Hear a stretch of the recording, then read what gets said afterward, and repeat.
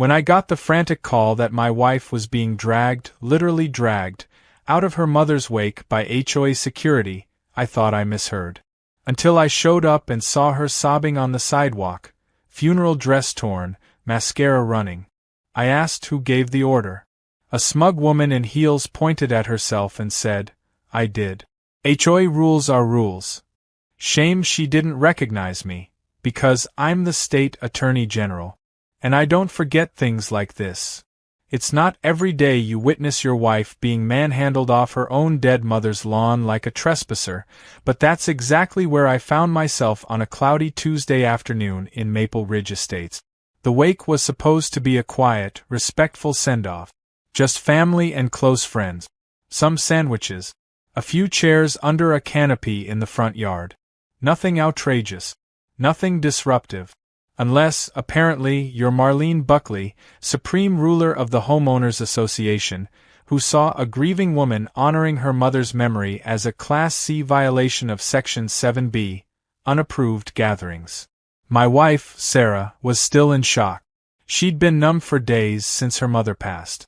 This wake was the one thing grounding her, the one chance she had to say goodbye properly.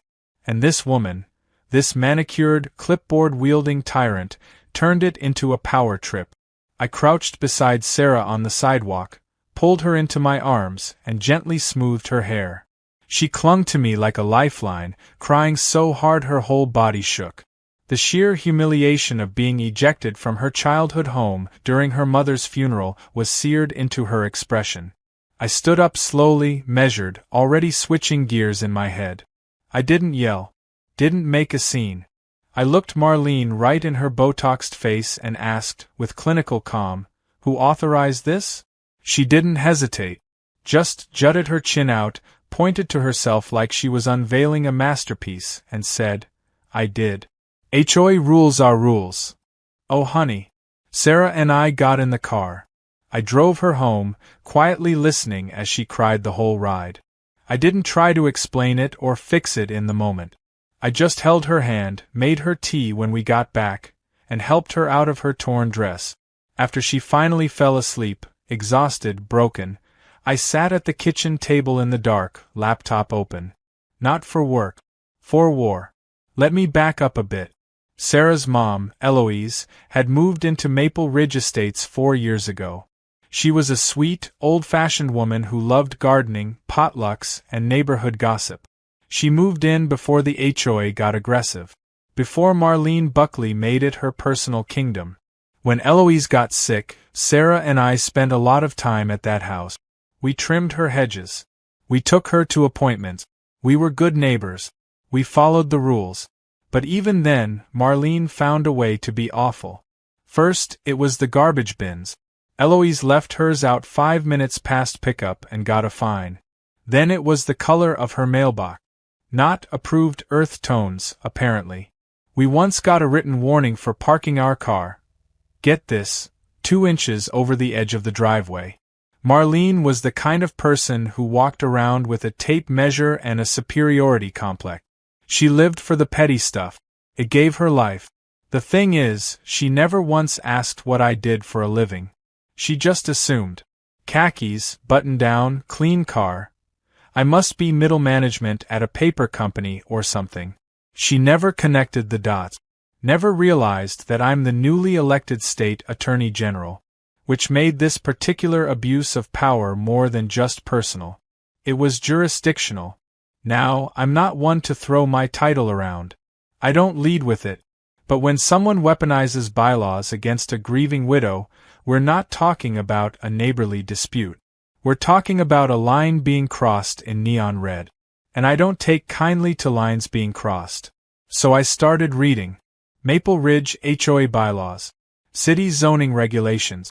State statutes on private property governance. My screen glowed with tabs and PDFs, highlighter marks and legal note. I wasn't looking for revenge. I was looking for the first crack. Because HOAs? They love their rules, until someone actually knows what they mean.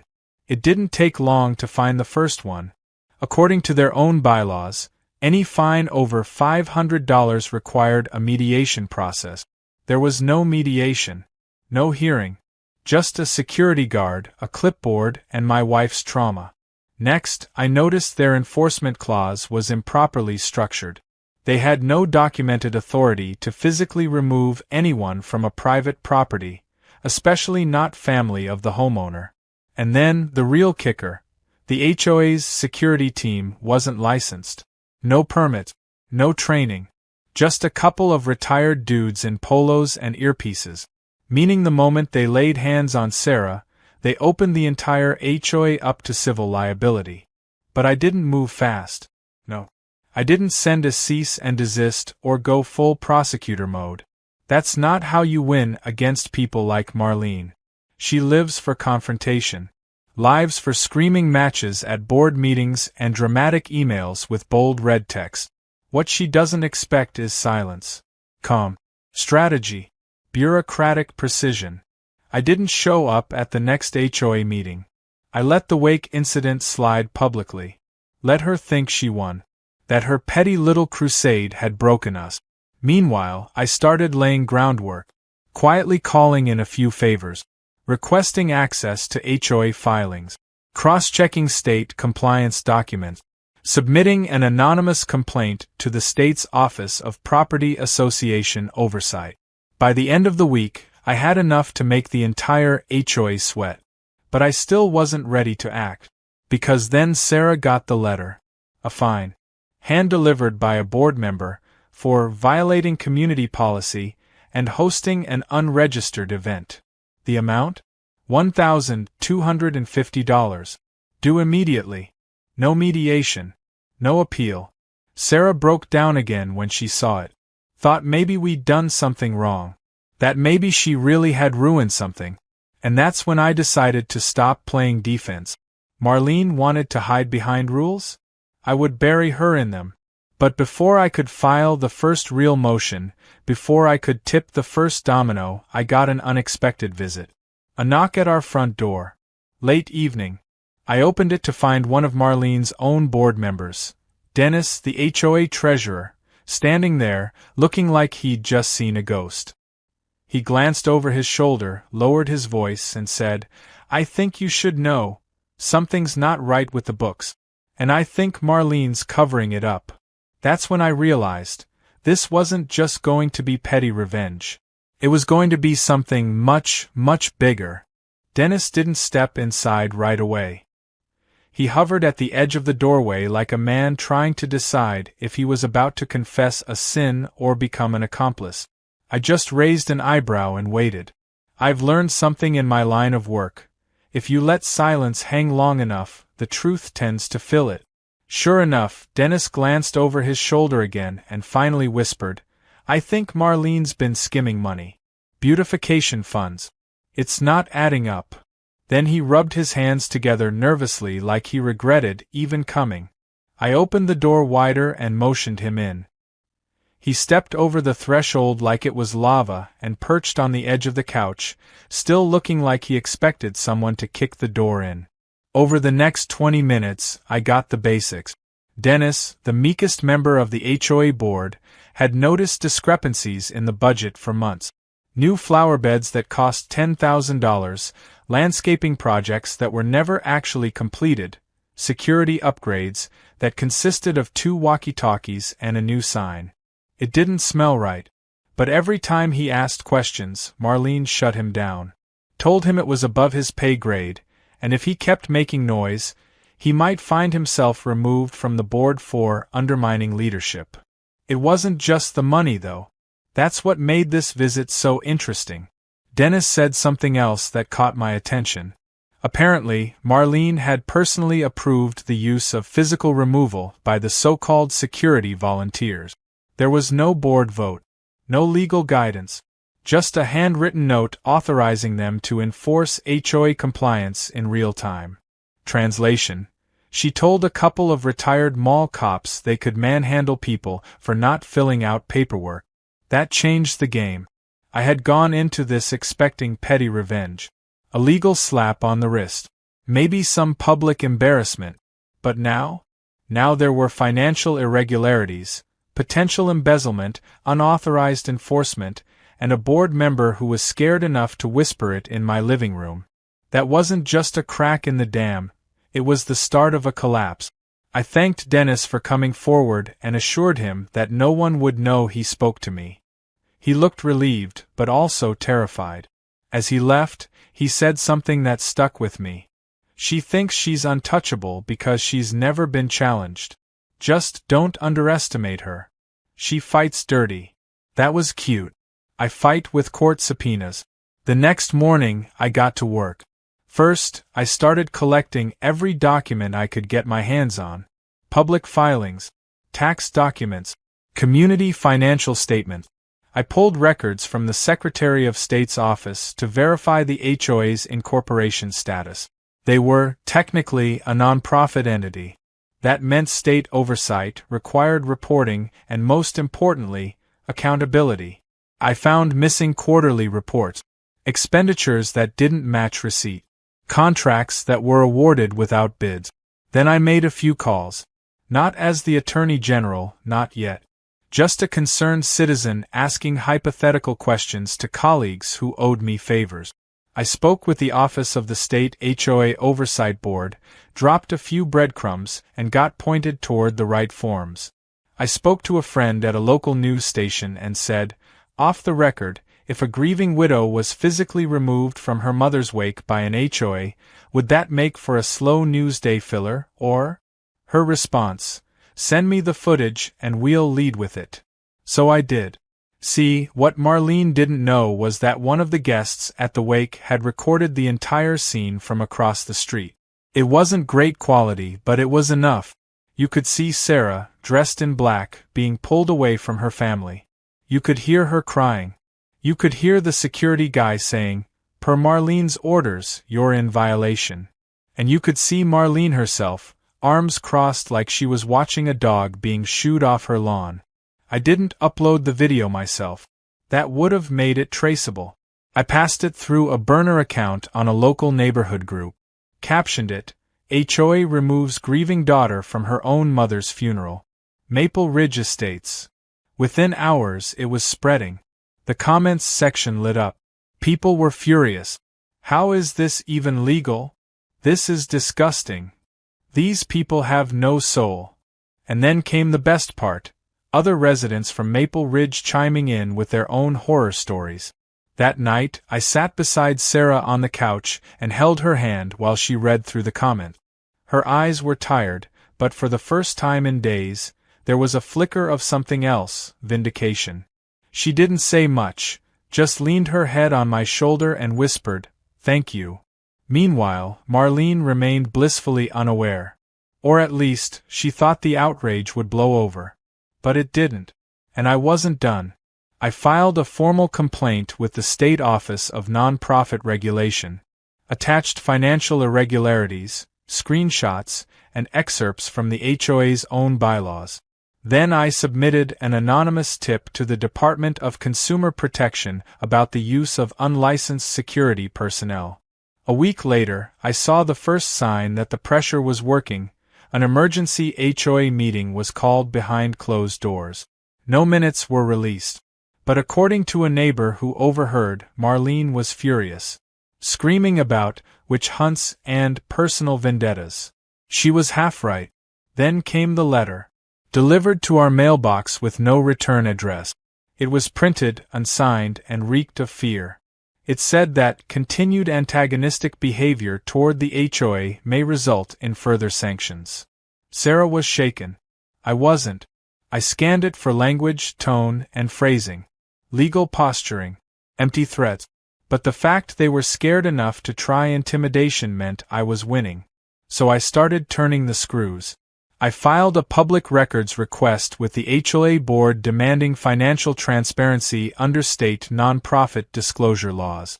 I gave them 30 days to comply. If they didn't, I'd have the legal right to escalate it to the Attorney General's office, which, funny enough, was me. Then I reached out to a local independent audit firm, asked them to look over the public records and give me a preliminary read. They found over $20,000 in miscategorized expenses. Landscaping work billed twice. equipment purchases from a company that didn't exist, and one particularly curious payment labeled consulting services that traced back to a relative of Marlene's. It was all lining up beautifully.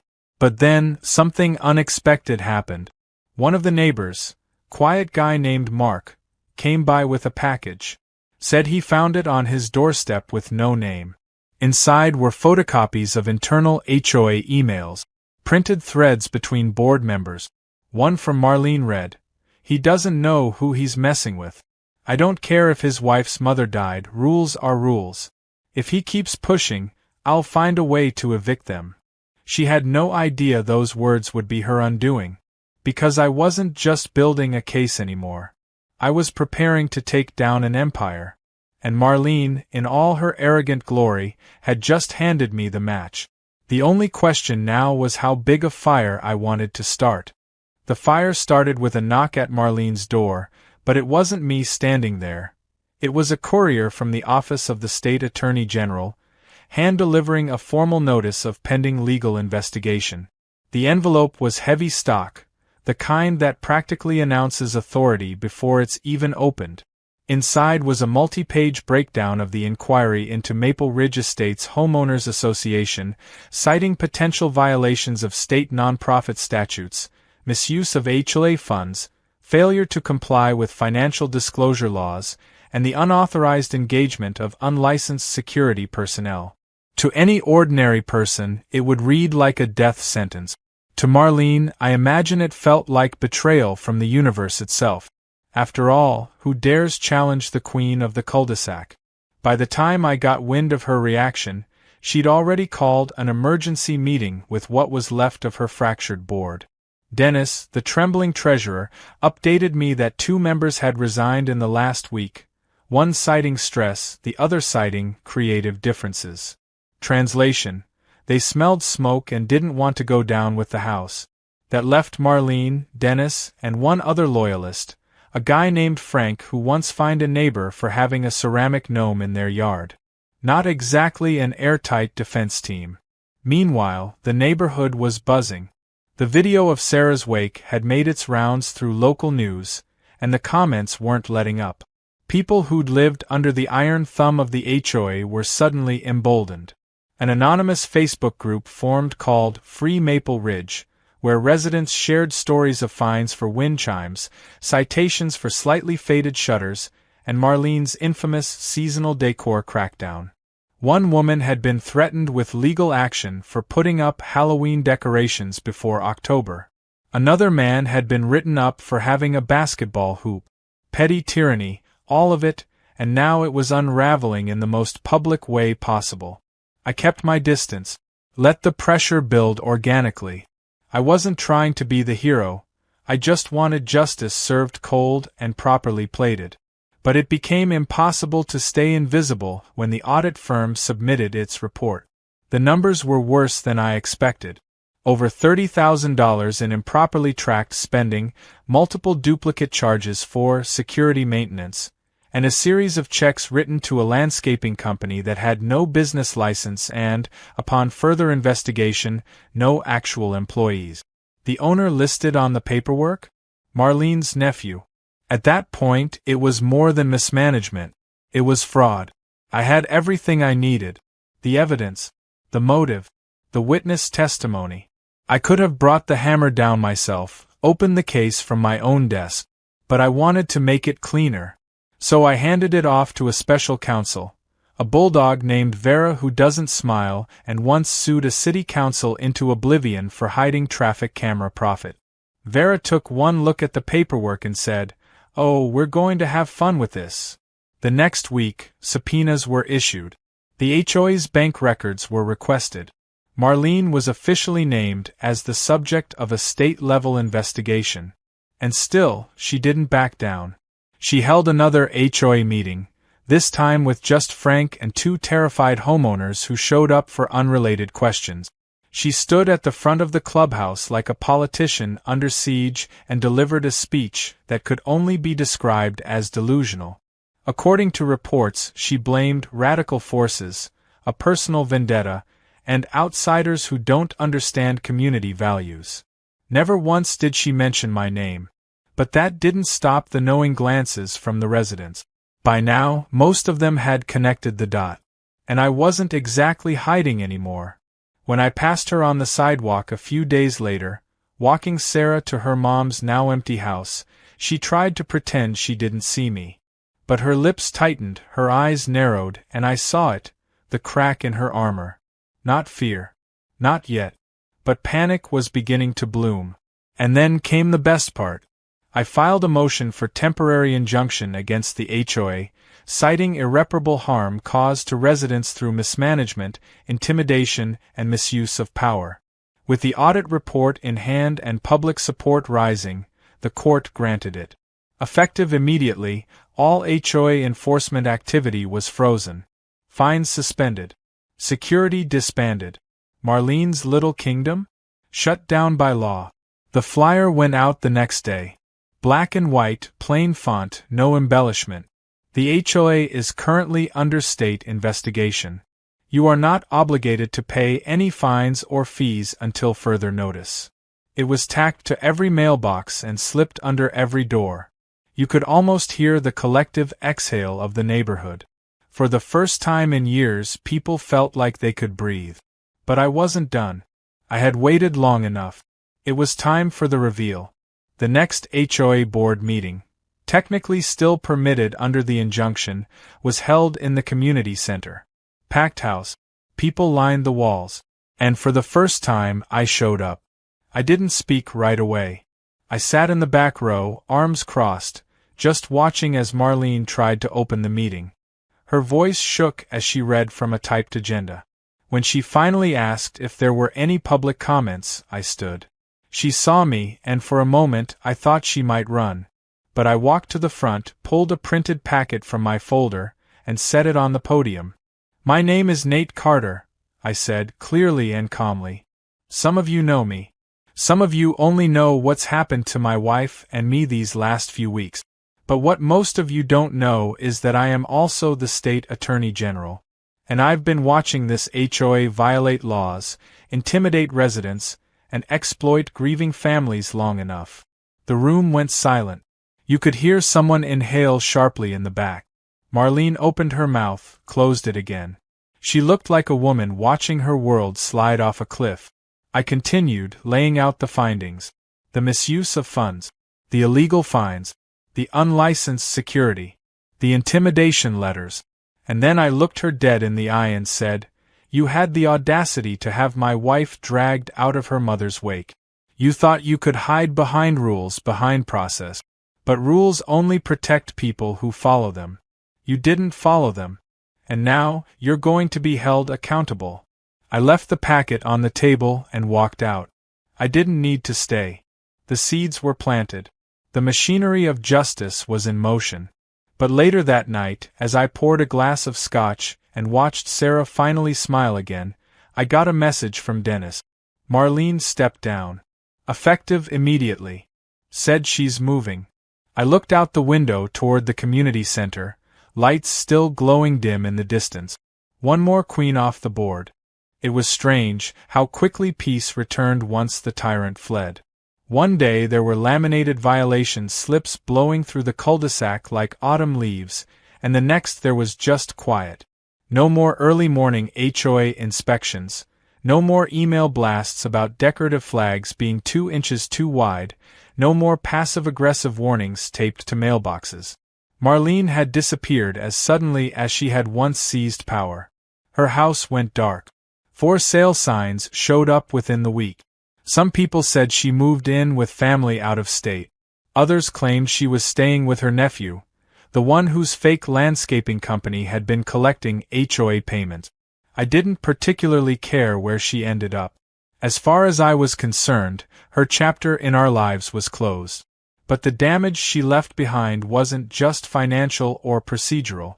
It was emotional.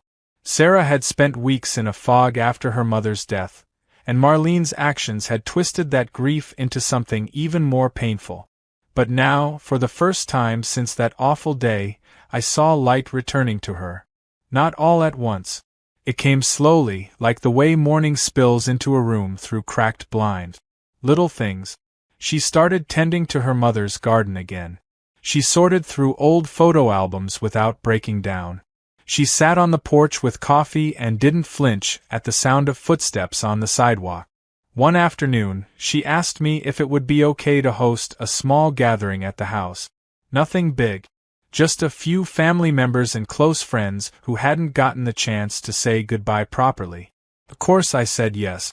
She was nervous, still traumatized by what happened the first time.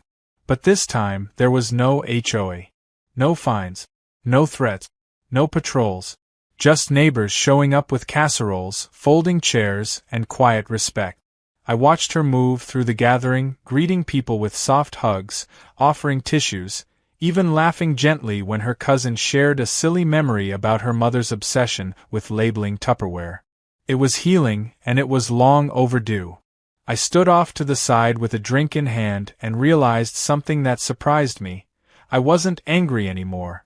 The fight had consumed me for weeks. Every motion I filed, every document I uncovered, every trap I laid, it had all been fueled by fury and a need for justice. But watching Sarah finally at peace made me realize what the fight had really been about. Not revenge. Not power. Just love. Love for someone who deserved to grieve without fear. That night, after the guests left and we cleaned up the last of the coffee cups and cake plates, Sarah sat on the couch beside me and said, "I think Mom would have been proud of how you handled all of this." I smiled, touched her cheek, and said, "She always liked me more than she let on." She laughed, for real this time. The sound filled the room like fresh air. The legal proceedings against the HOA board members continued quietly in the background. I stayed out of the spotlight as much as I could. Vera was more than capable of seeing it through, and besides, I didn't want this story to be about me. I wasn't interested in headlines. I was interested in accountability. A few weeks after Marlene's resignation, the court approved the HOA's dissolution under resident petition. 78% of the homeowners signed to disband it permanently.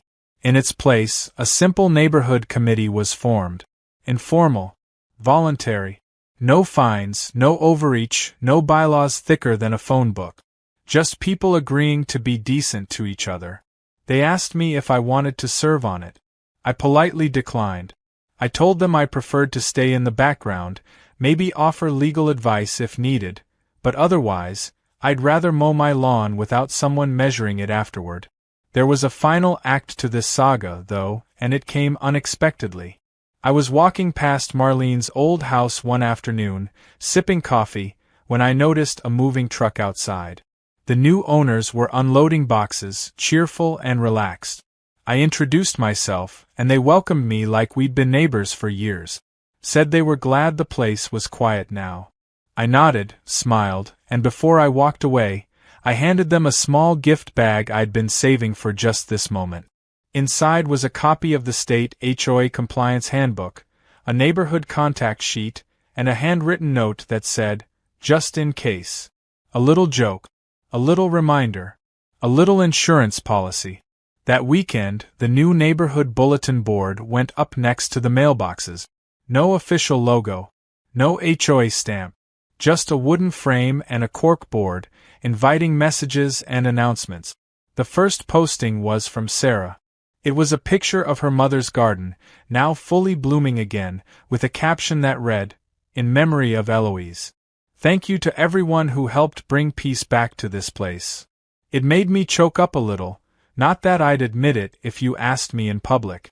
People started adding their own note. Kids selling lemonade. Lost cat sightings. A potluck invitation. It felt like a neighborhood again, not a regime.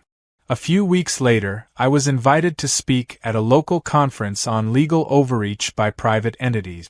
I declined. Told them I was taking time off to focus on my family. But I did send a one-sentence quote they could use if they wanted. Rules should protect people, not punish them. Sarah and I sat on the porch that evening, her head on my shoulder, the air warm and still. I looked out at the street where it had all started, where my wife had once been humiliated in the worst moment of her life. Now that same street was quiet, peaceful, and free. I didn't need revenge. I didn't need gloating or celebration. I had something better. I had closure. And just as I was about to head inside, I saw a car slow roll past the neighborhood, driver scanning the houses like they were remembering something. The window was tinted, but the silhouette looked familiar. Hair up in a tight bun. Shoulders stiff. The car didn't stop, just drove by, slowly, deliberately. I smiled. Maybe it was Marlene, maybe it wasn't. Either way, I wasn't worried. Because if she ever dared to come back, she wouldn't be facing just me. She'd be facing an entire neighborhood that had finally learned how to stand up for itself.